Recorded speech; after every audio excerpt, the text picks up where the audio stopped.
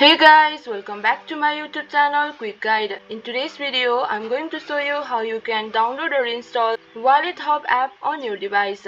To do so, follow some simple steps which I'm going to show you.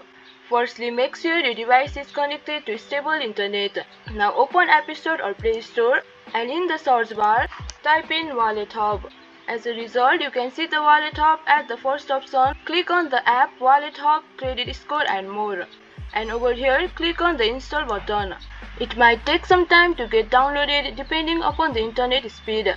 As you can see, the app has been downloaded. Click on the open button to open it and enjoy its features. Wallethub will help you manage your expenses. The app is ready to use. Log in or sign in and enjoy its features to manage your expenses. So that's all for this video. If you find our video helpful, please leave a like and please do not forget to subscribe our channel.